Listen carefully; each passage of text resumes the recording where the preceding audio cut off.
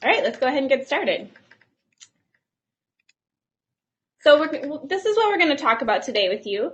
And we want to go through and give you some examples of things that have worked well in the past with other organizations, things that will help you that you can sort of use as takeaways.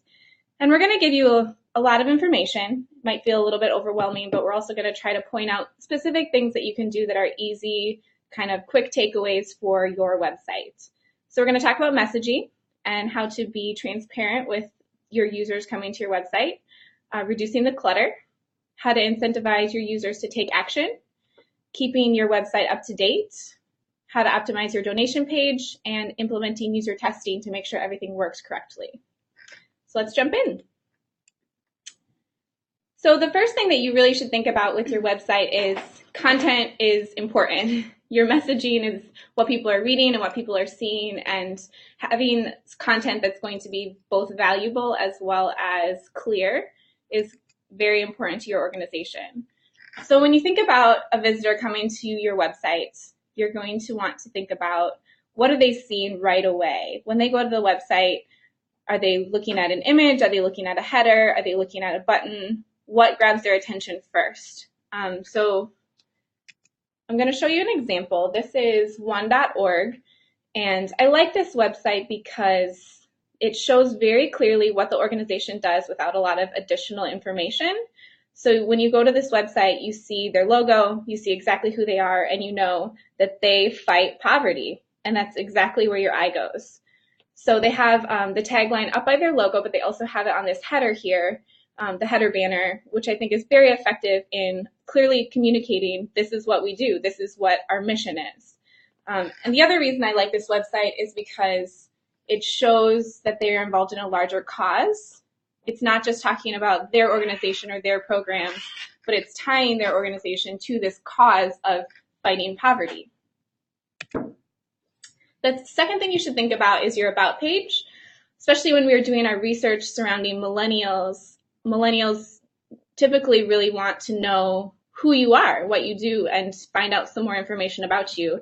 And so this is your chance to take the About page and give people some additional information to show them exactly what your organization is doing. So this is an example, and I know that Charity Water is pointed out as a great organization and a great website all the time, but I'm going to just jump on that bandwagon and show you as well.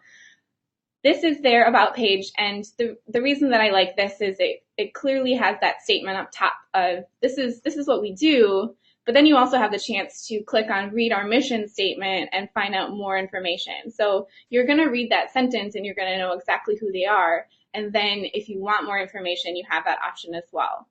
You can meet the staff, the founder, the board, all of that, and this is not the only way you can do it, but I think it's a good example of getting that information about who you are across quickly and easily. And another way you could do it is have staff bio pictures and their bios right on that page. You could list the board. It doesn't necessarily have to click over like this one does, but it's one way of making it effective. Think about speaking to your visitor on your website. You know your organization so well. You know what you do and who you are and your programs and who works there. But when you're speaking to people on a website, they might be coming there for the first time. So think about your language in terms of how would you communicate to someone who knew nothing about your organization? How would you talk about it? What kind of language would they understand that's outside of a lot of internal jargon? So think about being conversational and not too technical when you're writing the content for your website. Building trust. This is a big one, and we've seen this a lot from our millennial research. There's a lot of information that people want to see before they trust and are loyal to your organization. So things like showing your financials and your annual reports and your programs and how many dollars are being used and your revenue breakdown, all of that is very, very important to build this sort of loyalty and just commitment to your organization. So it is specific to millennials, but it's also important for all of your constituents. So here's an example of World Wildlife Fund. And this is their financial page. And one of the reasons I like this is they show their operating revenue straight on this page rather than having to download the full annual report. And I think this is great because it shows that they're extremely transparent. They're trying to communicate effectively where the money is going. So when you donate, you know exactly how their breakdown is going to shake out.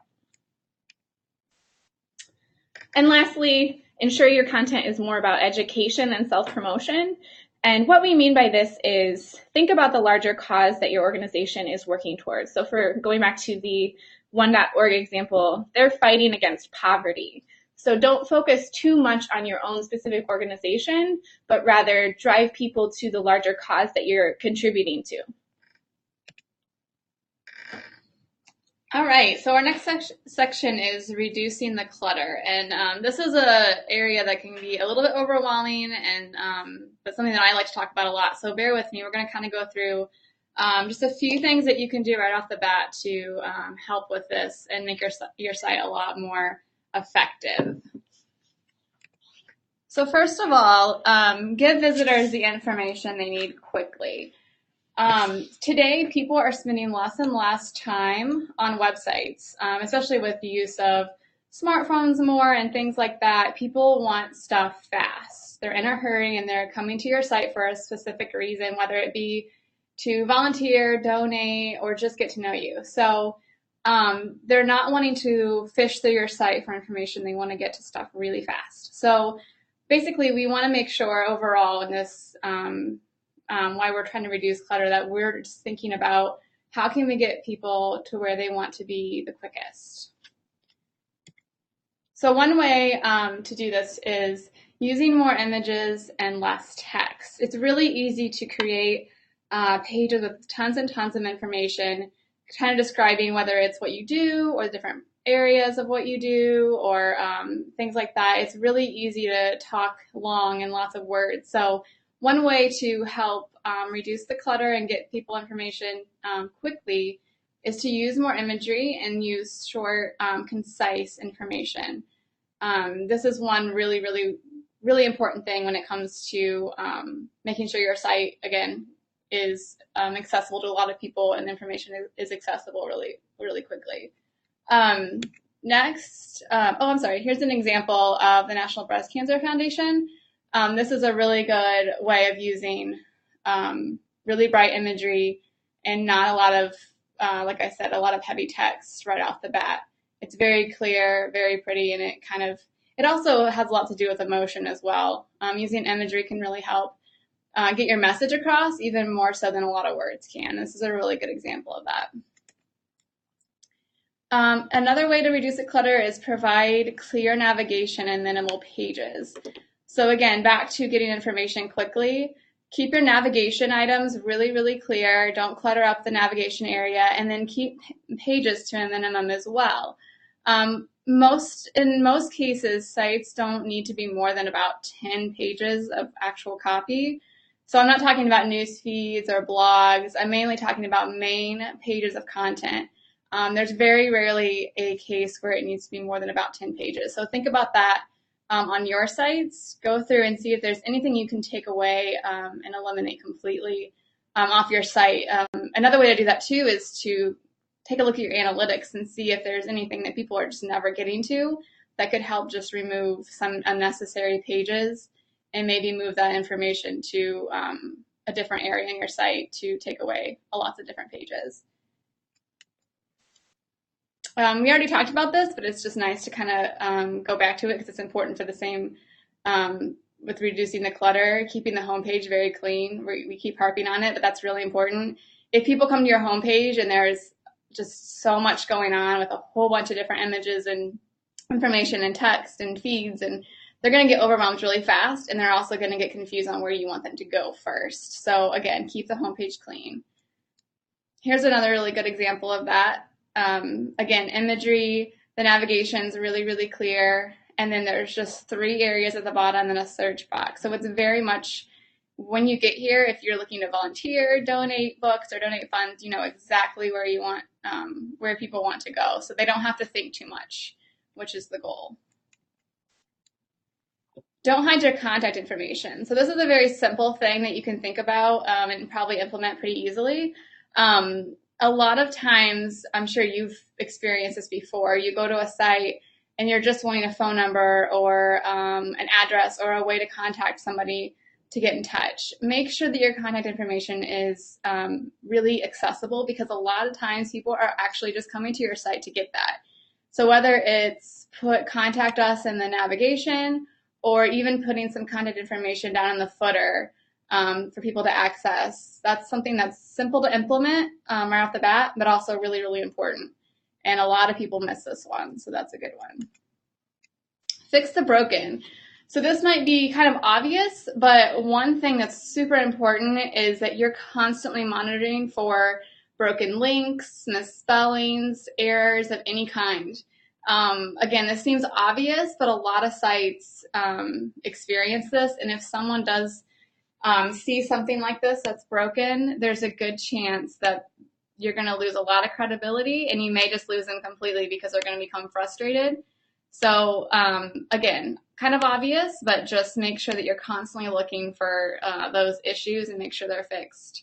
It does have a bigger impact than you even probably would realize on your visitors. So, all right.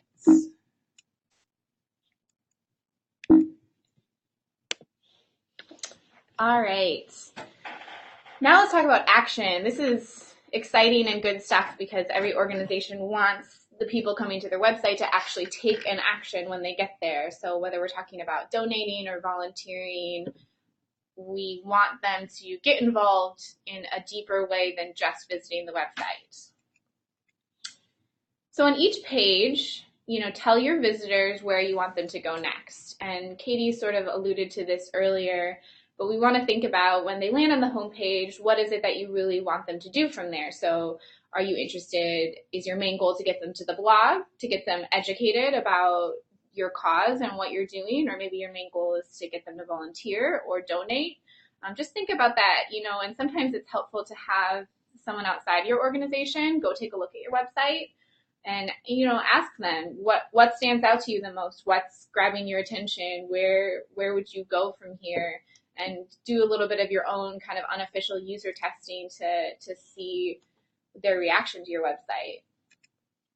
This is an example of a bicycle advocacy group, and I like this homepage because similar to the Indie Reads one, it clearly shows on the right-hand side, donate, join, or volunteer.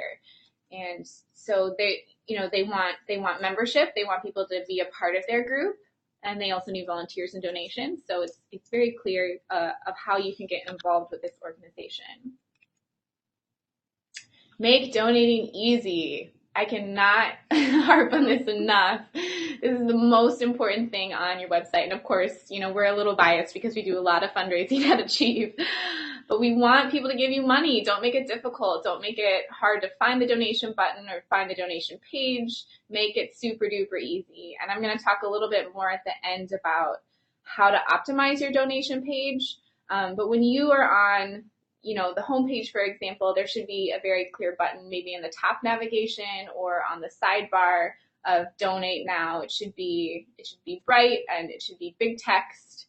I would say probably 25 point or larger to make sure that people see it. And the last thing you want is someone who's interested in your organization coming to donate and they can't do it because they can't find where to do it. So this is extremely important, extremely important. We can't press that enough.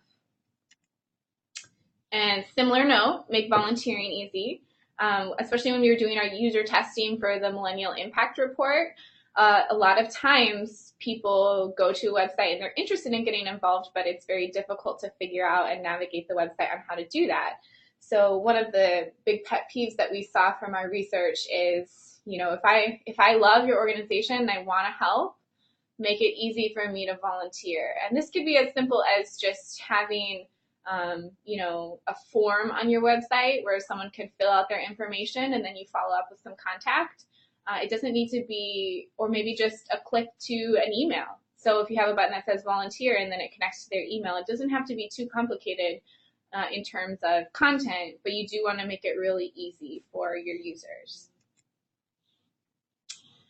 Include social media links. So this is important, and this is an action that we often want to push from the homepage. We think of the homepage as sort of the hub for your organization. If someone's looking for information, they're probably going to Google, and they're probably going to find your website first. So once they're there, you want to show them, hey, here's how you can also follow us on Facebook or see our Twitter feed, and they're going to get useful information about your cause and maybe some educational materials. And it's a way to push resources to them in a different way than the website would. But do think of your website as the hub. It's most likely the first place someone's going to go to try to find information about your organization. Make it shareable. We love this because this is a great way to build your brand awareness, but it's also a great way for your advocates, people out there who love your organization, to promote it to their friends.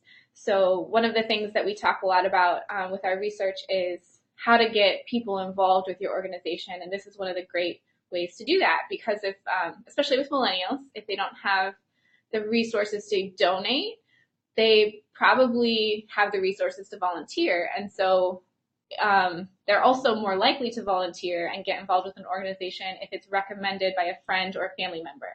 So if you are able to, have a blog post or a photo or a story of someone that you've helped and you're able to make it shareable, you're extending your reach to not only that person who's really interested in that story, but then they're also able to share it with their friends and say, hey, look at this organization, look at this great stuff that they're doing, and you're building a really strong base that way.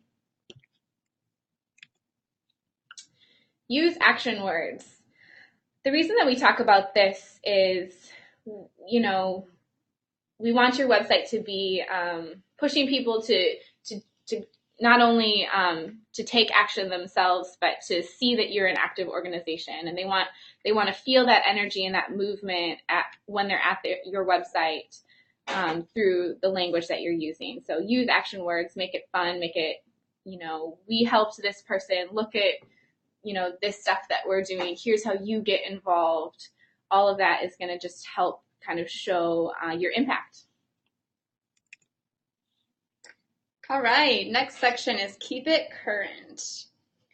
So as many of you probably know, we do a lot of research around millennials, and our most recent report showed that 75% of our respondents find not having a website kept up to date is one of their biggest pet peeves with websites in general, with organizations. So this is a big one, and sometimes this can be, again, kind of the same thing with the clutter thing, a little bit overwhelming and stressful just because it's a lot of work and you've got to donate, or you've got to dedicate time to doing that. So, but it's really important, and there's just a few things. It's a pretty simple concept, but it's really important to make sure when people are going to your site that you are keeping things up to date.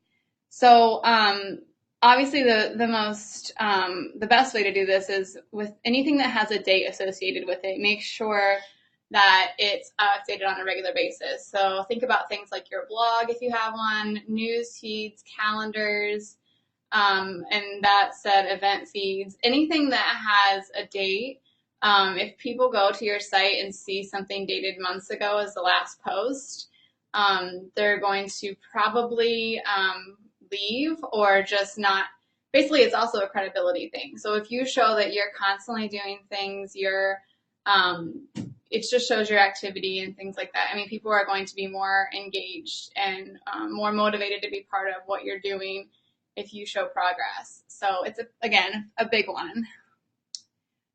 Here's an example of a calendar on another organization website. Very clean, simple, but as you can see, like, it shows the most recent date, and then you can see what's coming up next. So I don't know about you, but I've been to a lot of websites where you see the calendar and there's nothing for like the next year. So why even have a calendar up? So basically, this is one example, but if you don't have a calendar feature, think about, again, your feeds, anything that has a date associated with it, keep it up to date. Another important thing is items that don't necessarily have a date associated with it, but still need to be refreshed on, maybe not as often, but at least on a regular basis. So things like slideshows on your homepage or graphics within the site. This can be a little bit more high maintenance, but again, if people are coming to your site on a regular basis and there's nothing new and nothing fresh, it's just going to show that you're not doing new things, especially if the things in the slideshow or the graphics are timely. That's something else to think about too. If you're promoting an event or something else that you're doing, make sure that those, as soon as the thing is over, as soon as possible, try to update that so that you're not showing outdated content. So same concept.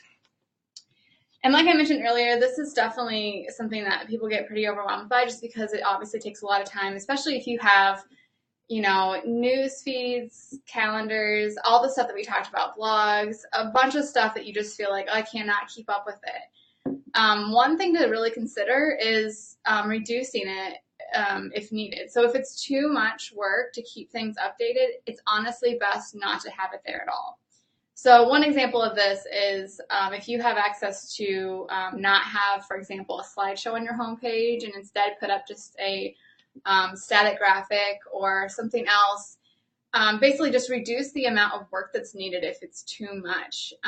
It does feel like sometimes it's better to have a bunch of stuff going on, but honestly, it's more detrimental to your user experience if you have a bunch of stuff that isn't updated.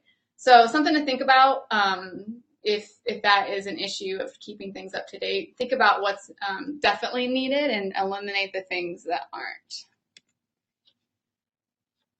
Donation pages. So going back to one of the most important things on your website, especially for an organization, for a nonprofit, or for any cause, you want people to donate. You want them to give you money. So how do we do that? There's a lot of research out there about form fields, and you really want to reduce the number of form fields that you have on your donation page. And the reason for this is the research shows that people are less likely to fill out a form if it's too long. And one study that researched this showed that the optimal number of form fields is 4.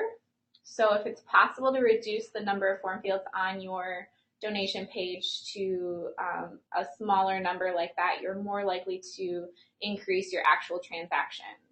And I recognize that with donation forms, it's a little bit more tricky because you're capturing information of billing and credit cards and all of that. So you do need that information. But a good example is, think about, do you necessarily need a phone number, for example? Do you necessarily need, maybe you don't need the city and state, because if you put in the zip, then you can pull that information. So, think about how to make your user experience a little bit more simple so that people go through with the transaction and they're not turned off by the fact that they have to fill out a really long form. Here is an example of a form that is very simple, and I really like it because that's all that's on the page except for the image, and it's just very clear. This is exactly what you need to fill out, and that's how you donate. So when you click the next, it will take you to the payment information, but this is a way to, get people in there and get them involved with the organization right out the get-go in a really simple way. And the other thing that I like about this page is it shows the secure right above the name. And I think that's great because it's building a little bit of trust with your constituents, and it's saying, you're giving us your information, but we are going to make sure that we are going to respect that information and not do anything like sell it. So keep the required form fields to a minimum as well. And this, it's not only for donation pages, but it's also for things like volunteer forms. So for example, I was talking about earlier, what information is actually needed to process the transaction. Think about that with your other forms as well. And one of the things that we talk about is if you can capture an email address. So if you just have, for your volunteer registration or perhaps for your newsletter, if you can just have them put in their name and their email, there are other ways to capture additional information as you build a relationship with that person. So getting them to sign up for an email or fill out a volunteer form is sort of the first step. And then you can build on by capturing address information and perhaps more personal information about what kind of content they might be interested in. All of that can be built on. And if you reduce the number of fields initially, you're able to kind of get their buy-in and start getting them in the door to get involved with the organization. So think about what's really required. What do we actually need to get from them to start off, and then build your information from there. Provide donation level options.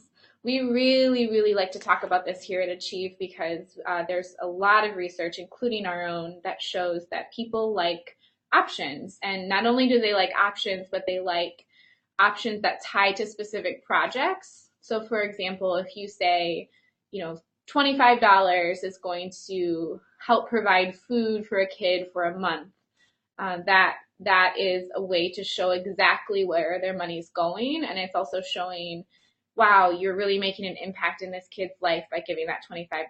So when you're looking at your donation page, think about, are there small things like that, and keep the levels small. You want to have 5, 10, 25, 50, $100 levels, because most of the people coming to your website are going to be individuals, and that's probably the range that they're looking for. So if you have a range such as 500, 1,000, all of that, you're going to lose people because it's not attainable to them. But if you can get that donor in at the $5 level, you have the opportunity to build on that as you build the relationship with that person. So think about your level options. Think about what you can tie that to and how you can make it clear what the money is going towards. And so this is the same website earlier, but it shows, clearly here's what you can give, and it shows smaller levels and larger levels. I don't know if it's even necessary to go up to the $1,000 level, but it shows, it probably depends on your organization really, but it shows, you can support us and you can get involved even for $15, and we really appreciate your support. Another thing that we've sort of been testing with a lot of our clients is monthly giving. So you could also have an option for, $5, but maybe it's $5 a month. And it's a way to let people invest into your organization over a long period of time rather than investing all of that money up front. Think about specific projects. So I mentioned this earlier as I was going through. One of the organizations that I really like is a health organization, and they have on their website, $5 gives balloons to a kid in the hospital. And it's a small thing, but it seems really neat to think, that $5 can really brighten a kid's day, and it incentivizes people, and it shows them, not only are you helping this kid, but you also get the benefit of feeling really great about what you did because you know what it's going towards. Reduce text and use more images. I'm sure we sound like a broken record at this point, but it's a great way to communicate more quickly with your users. So, when you go to a website, it's the same with donation page. You want to see the images. You want to see, who are you helping? What are you doing? What are your projects? And we like to talk a lot with our clients about, using faces. So when you think about the photos that you want to use on something like a donation page, try to find a face, get a close-up of someone that you've helped. Show them smiling, show them maybe doing something, interacting with one of your volunteers or one of your staff members. It's a very compelling way to get that emotional connection with the people on your website. So even if you look at your donation page and it's as simple as adding one image at the top of the donation page above the form, that could be enough. That could be enough to be a really compelling visual to say, hey, look, this is who you're helping. This is the person that you're going to touch by donating to our organization. Thank them. I love this one because it seems really simple, but it's so important and it's often forgotten, which is really unfortunate. But even the smallest donation, have an autoresponder or some sort of email that's sent to them that says, thank you, thank you, thank you for your donation. Make them feel special, make them feel appreciated. If you can, show them your projects and where the money is going towards. You also, this is a way to really generate buy-in to your organization. So if that person gives $5 and you thank them, you are building a relationship and you are building trust. And that person is going to remember that, and they're going to hopefully increase their donation moving forward. But don't think of any amount as too small, and be sure that you are connecting with them and really appreciating that they're giving to your organization. Another option for this, especially for larger amounts, is to write handwritten notes. And we like that here because it's a way to be really personal, but it's also really uncommon. So, for those larger donors, which probably aren't going to come through your website, but if they do, write them a handwritten note. It's special. It kind of makes you stand out, and it makes you have that, deeper emotional relationship with that donor. All right, and finally, implement user testing. This sounds like a really big idea, but it's actually really, really simple.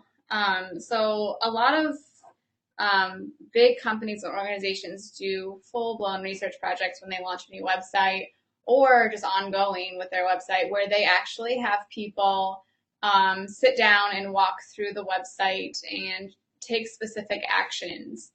And then basically just so you can see how effective it is, how easy it is to navigate, how easy it is to find the information you need.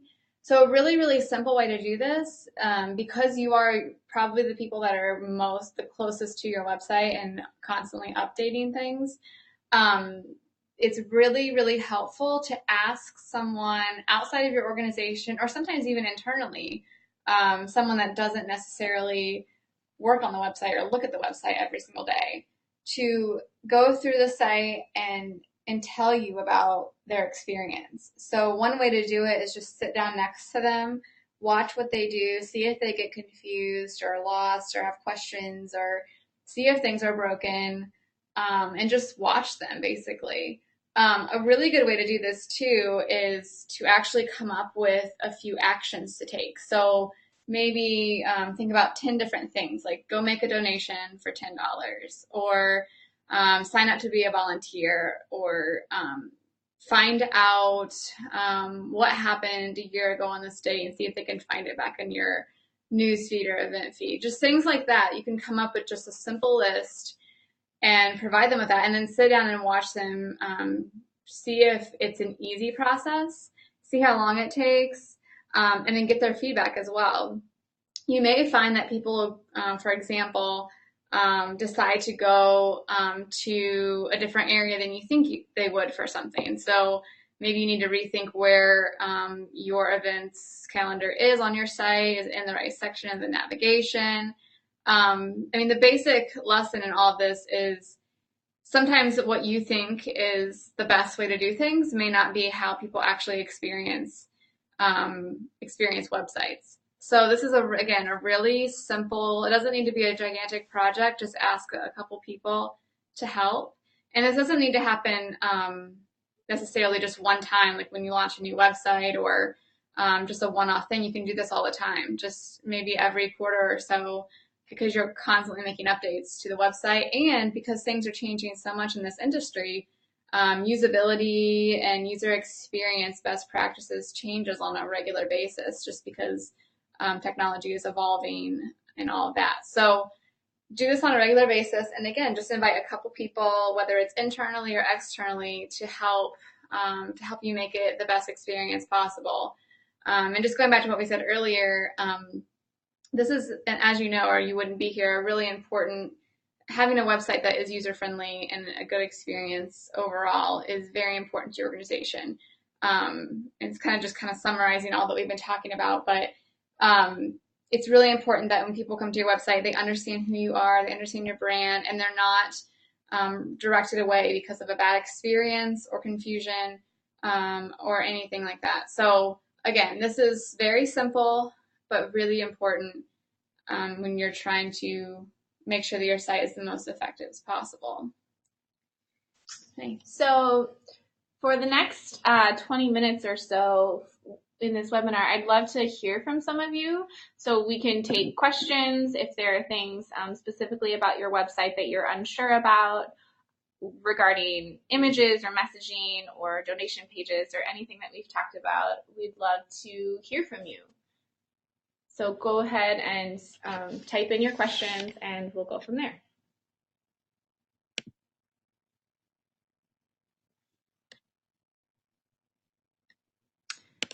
Real briefly, I'll just mention, yes, this PowerPoint will be uploaded to Achieve Access and you will be able to look at it in the future. We'll also have a recording of the webinar so you can watch through that again if that's helpful.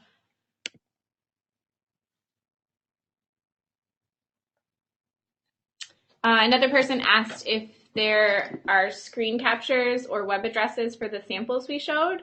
I'd be happy to send you a list of those websites and get you that information. So I will go ahead and email all of the attendees to this webinar that list.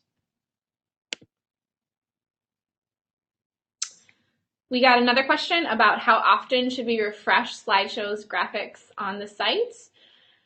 So that really depends on your organization, and we definitely understand that budgets are limited and you may or may not have an in-house graphic designer, so it sort of depends per organization. But what we would recommend is set aside some time, maybe once or twice a month, to look at your website and say, are there upcoming events that we want to promote on our homepage? Maybe we need to take a look at our banners and promote maybe an important, if you're in an advocacy group, maybe an important political thing that's happening. Think about what is important to your organization and what's important to communicate, because that's your main venue to do that, is that homepage banner. So I would say if you could set aside some time once or twice a month to take a look at it and see what kind of things you could refresh or change, that would be helpful. And it doesn't mean you have to change it that often, but giving your website that kind of love and attention is definitely important. The other thing you just want to be sure about as you're changing graphics is think about your brand and think about making sure that it's reflective of who you are. You don't want to put different styles and typography and colors and change it often so that people are confused and you're not maintaining that same image of your brand. So just be sure that it's cohesive as you're changing the graphics and make sure they're relevant, valuable information for the people that are coming to your website.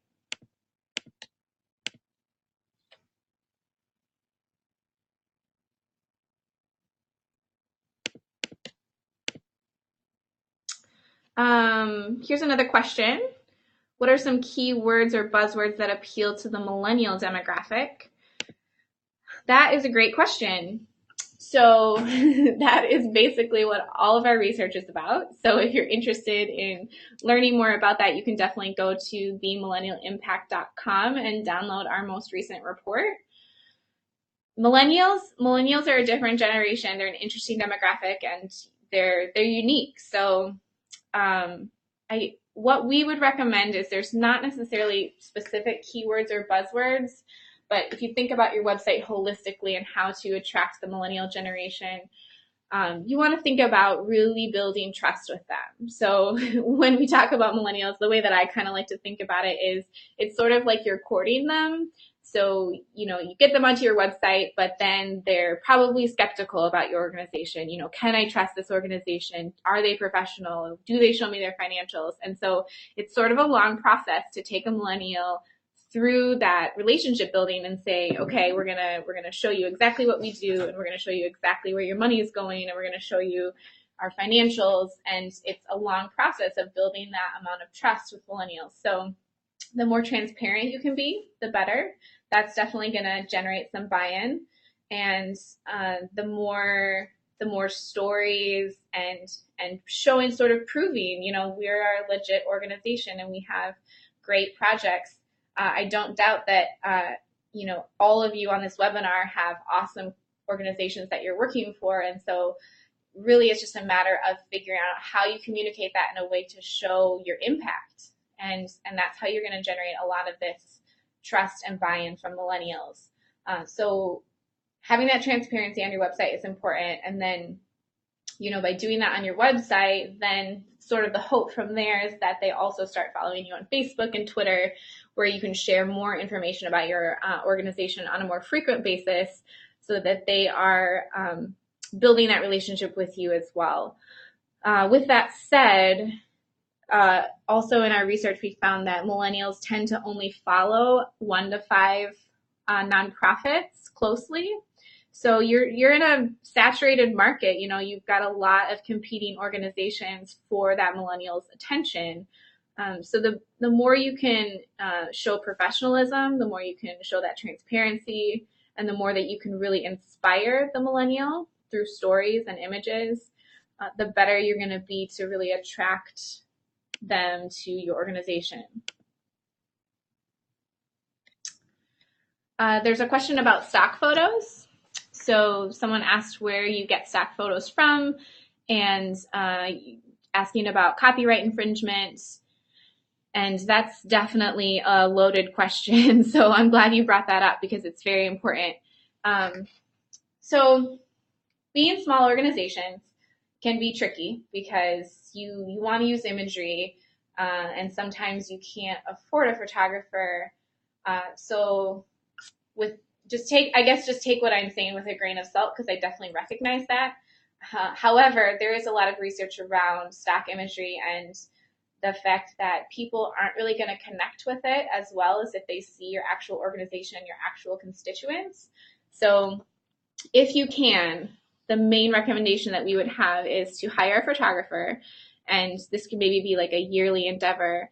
Have them follow the people that you are actually helping, and follow your organization and your staff members. And people, the funny thing is people know when it's a stock photo. If they go to your website, they can recognize it, and it has like a sort of feel where people know that it's stock. So it's really better if you can get your own organization images, because you're going to generate, like I said before, a lot more trust and a lot more buy-in from your constituents that way. So that would be the number one recommendation, is get a photographer. And if you can do that once a year, then you have those photos all year long to promote through social media and in blog posts and on your website and new graphics and all of that. So it's really a great investment, and it's a long-term investment, because you're going to be able to have those permanently. So that's recommendation number one. However, if you're completely unable to do that and it's not in your budget and you need something right away, one website that I like, because it tends to be a little bit more, I guess, just artistic and softer and feels a little bit less stock to me, is veer.com. So that's veer.com. And we're not associated with them at all, but it's just a site that I tend to gravitate towards if I do need a stock image. So, if you have to use stock photos, I would shy away from using people stock photos, just because they tend to look a little bit more contrived. But if you want to, look for nature or textures or backgrounds or, buildings, architecture, all of that, you can sort of get away with a little bit more easily. And then to answer the second part of the question about copyright infringement, that's definitely something that you should be concerned about and pay close attention to. The last thing a nonprofit wants is a lawsuit coming their way. So this is an issue. Anything you pull from Google Images, you could be infringing on the copyright. So to be safe, I would just go ahead and purchase from stock imagery rather than pulling from Google. You could go through the process of contacting the person who has that photo and see if it's public use, but it's sort of more work than maybe is worth it. Stock imagery can be as cheap as a couple dollars up to, maybe $25. So it's really not a huge investment, and you're just sort of covering your bases if you just go ahead and purchase it rather than pulling from Google. With that said, there are some public domain images that you can use. So I would just say, do your research. If you're going to use something for free, just make sure that you have the rights and the permission to use it, because it's important. Other questions?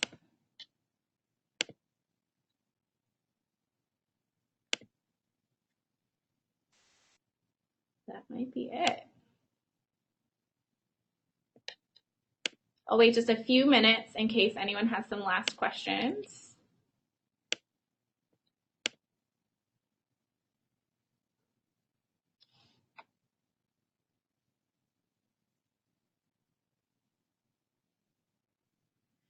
Oh, I'm sorry. I missed one question here about a donation platform. So this person's referring to using Network for Good, and it's an inexpensive service, and it's difficult to control all of the features on the donation form. This is definitely tricky, and like I said before, it's difficult to navigate. What's the most important to invest into?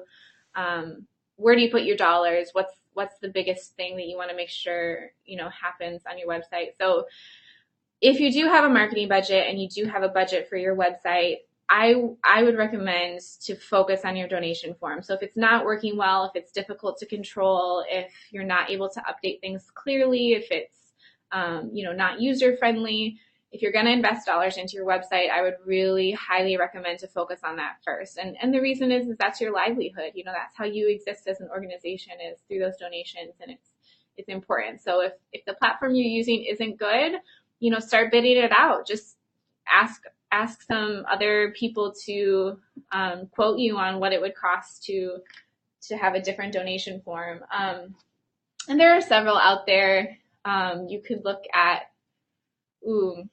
like Bloomerang is one. There are a couple out there that cater to nonprofits specifically. So, but I would say, get a couple of quotes. Do some research, invest into it. I think you would find it's worth your time, because like I said, that donation form is your livelihood, and it's helping bring in dollars. And if it's not easy to use, then you're going to be losing people. And like I said at the beginning, the last thing you want is someone to come to your website and see the donation form, be intimidated, maybe it doesn't work, and then they just leave. So that's exactly what we don't want to happen.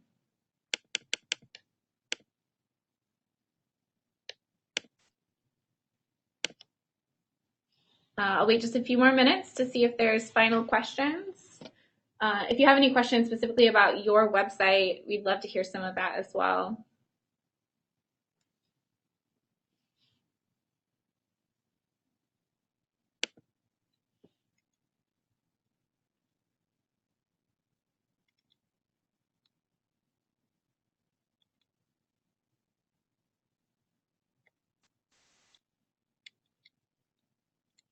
All right. Well, it seems like we covered all of the questions, and just to reiterate, I will put the recording of this presentation on Achieve Access, and I will also put the PowerPoint, so you'll be able to download that and access it yourself. And I'm also going to put up our contact information here. Katie is new. She just started a few weeks ago, and she is our Director of Marketing and Client Services, but she would love to answer questions, and I would love to answer questions. So marketing related, probably go towards Katie. If you want more advice on visuals, you could email me.